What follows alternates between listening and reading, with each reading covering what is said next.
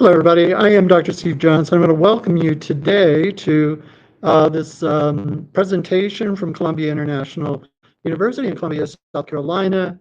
We have a couple of graduate students who've been working on a research project for the entire year in a supervised or directed research, at the highest level of statistics and research design that we have at the undergraduate level.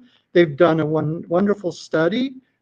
You will want to hear from them. They've got a PowerPoint, etc., and they say that they're opening it up for Q&A. So thanks again for joining us. Okay, bye-bye. Hi, I'm Ilana Kartweiser, and over here you'll see Caleb Shell. And today we're gonna present our project assessing life threat on a semantic differential scale. As Dr. John or Steve said, it's a continuation from the fall to now the spring.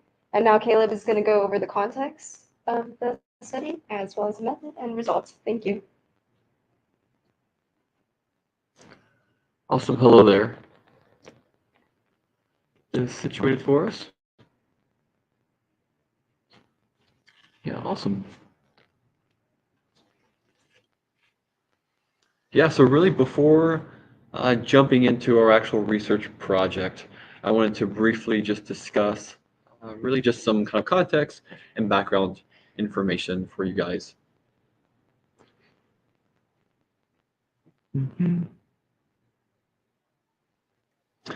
Yeah, awesome. So, yeah, so I just wanted to let you guys know that this kind of present study is really grounded on just the awareness of the implications that one's developed life narrative has just on life, right? How an individual kind of interacts with their surrounding environment impacts just much of life. This is especially true for the presence of threat. Perceiving one's surroundings as highly threatening influences well-being. This is just due to the impairment that is often fostered in areas of life like relationships and views of self. With this understanding in mind, really kind of just propelled us to really the desire of formulating a measure that can observe the presence of one's life threat in hopes of providing help and relief, right? If we can create a tool that allows us to measure and observe the presence, we can allow for greater relief. And this study sought to do this through the use of a semantic differential scale to really examine one's life narrative.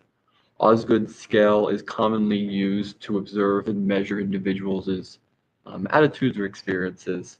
It does so by having questions that contain opposing words, right? These are just kind of polar words that allow the individuals to select what word they feel closer to and then to what degree. So now moving into the researches, they have the research method section here. So what we did is we composed a survey containing initially 40 questions that we believed made up components of perceived threat. Then what we did is we set up sessions around campus where students who were interested could come by and complete a packet of surveys for us. In addition to our newly developed semantic differential scale, we also included kind of 4 additional psychological assessment tools just to allow for further development, which I'll touch on later. In addition to this life threat scale, we included a perceived stress scale, a Penn State worry questionnaire, the GAD-7, a scale that looks at anxiety, and a satisfaction with life scale. So we ran these sessions over the course of 2 separate weeks, where we were able to gather 78 subject survey packets. Then, after we gathered just this data from students, we engaged in further testing in hopes of further developing and refining our just semantic differential scale. We engaged in an exploratory factor analysis and a confirmatory factor analysis, both of which I'll touch on here in a bit. And then with that, to further really observe the reliability and validity of our developed scale, we also engaged in kind of correlational analysis and linear regression, both of which I'll speak on later here. Yeah, so now transitioning to the more interesting part is the results, right? Because we lacked a preconceived idea or belief about the relationship, the factors within our scale, we engaged in an exploratory factor analysis. It's an analysis that searches for underlying groups of variables by observing the relationship between items. Doing so allows us to kind of reduce the number of items within our scale. Because the reality is no one desires to, maybe take a 40-item questionnaire when maybe a 10 to 15 question scale could do the job.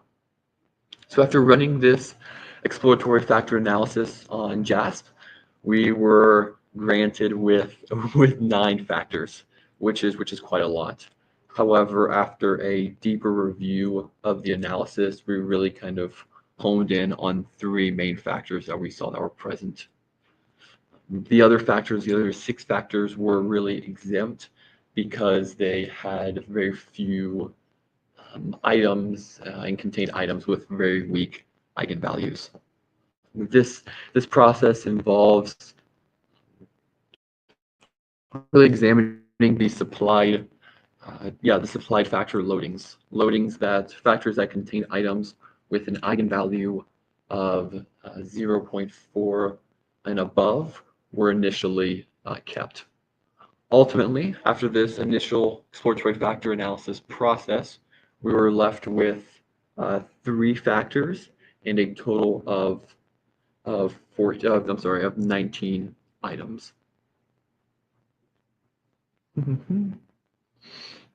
Then we took just the findings of this exploratory factor analysis and engaged in a confirmatory factor analysis, really just to further verify the relationship of these items and to confirm the relationships and the strength of relationships. Then in our initial conduction of this test, we were really given a slightly weaker CTI and TLI, really forcing the engagement of removing and thus refining the scale. Doing so, this refining of eliminating just the weaker related items from our scale allowed us to be left with obviously still three factors, but containing only a total of 14 items. Then with this kind of refined factor and items, we then engaged with a secondary factor analysis, which then provided us with a stronger result, right? A stronger connection and relationship. It provided us with ultimately a CTI score of 0.908 and a TLI score value of 0.887. Then what we did is we actually took time to really examine these 3 factors just to gain a better understanding of their content, what they're exploring, what they're looking at. And Alana later will actually kind of examine these a bit deeper, but what we saw is that factor 1 was more so interested in observing or really measuring kind of material threat.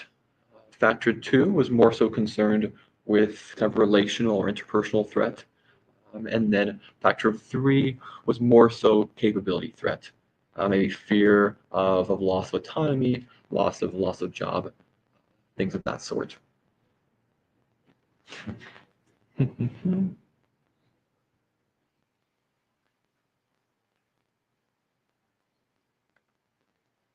And then what we did is with this refined 14, this was refined a kind of 3-factor 14-item semantic differential scale. We engaged kind of in, as you see, kind of this linear regression analysis as well. So the first one there presented is just the regression plot between this 14-item scale and the Penn State worry questionnaire. As you see, it's a moderately positive relationship, which is understandably so, right? As an individual experiences just the greater presence of threat, perceived presence of threat within their environment, they'll probably become more worried, right? This provided us the Pearson R value of 0.435. Then below it is just the weakest out of the bunch, which is just the relationship between this 14-item scale and our perceived stress scale. As you see, there is a weaker relationship containing a Pearson R value of 0.238. However, initially concerning, we then placed effort into examining the scale itself, the perceived stress scale. And after that examination, we realized that there was maybe dissonance between the timeline of the two scales, right? The perceived stress scale was more so concerned with individuals' emotions within the past month, while our kind of life threat is more so concerned with just the presence of threat throughout an entire person's kind of life narrative, right? So there's just some dissonance there, which kind of communicates that results there. And then finally, just our last two linear regression plots here. You see connection between this 14 semantic differential and the GAD7, which is just our strongest here. And you see, again, a moderately kind of positive relationship. The Pearson R value of this was 0.513. And then, which is understandably, as I mentioned with the worry, as an individual experiences their surroundings as full of threat, then they may be overwhelmed by the feelings of the interpretation of their emotions as anxiety, right, or the presence of anxiety. And then lastly as well, you can see at the bottom there is the relationship between just our scale and life satisfaction scale. So obviously it looks a bit different. It's a moderately negative relationship possessing a Pearson R value of negative 0.49, which as a bit different than the others, but as an individual perceives their surroundings as threatening, they're probably not going to enjoy their life, be as satisfied with their life, or as happy with their lives as they would without the presence of threat. There's that, and then we switching over to the discussion there. There's your slide, and you can involve. All right, so after Caleb has mentioned the context, the method, as well as some of the results that we find, I'm going to go on the limitations. So the first or major limitation is the population. So we coined this limitation as a younger and relatively normal population. Younger because college-age students, and these students are from a private university, CIU, and relatively normal because we have a general healthy population according to the data. So going on to future directions, we want to be able to use a semantic differential scale in clinical settings and more diverse populations and communities, and eventually use a scale with individuals with threat-based disorders. We want to, the implications for research is testing the reliability of the scale in a clinical population, as well as the practical. It's an easy and accessible measurement tool, as well as, since it is not really a threatening self-report measurement tool, we hope that it'll help reduce dropout rates and assess other potential areas of perceived threats.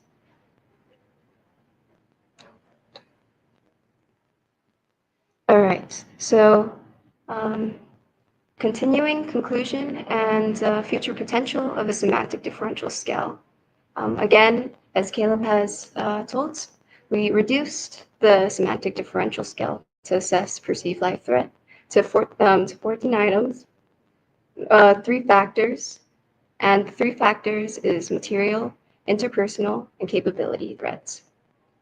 The next steps is to validate the reliability and the validity of the scale in clinical populations, as well as future progressions, possible longitudinal studies, as well as explore other domains, subjective domains of threats, so other factors, as well as predictive validity.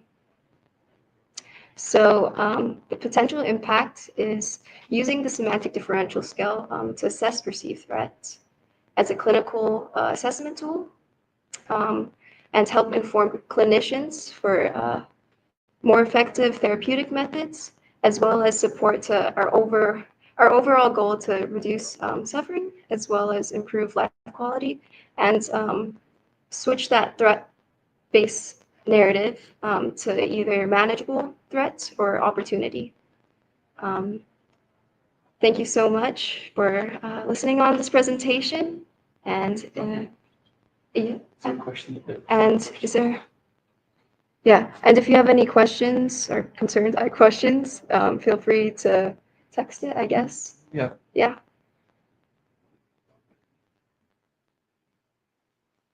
Yes, we can just open up some time. So if anyone has questions, you're welcome to ask one there in the comment box if you'd like.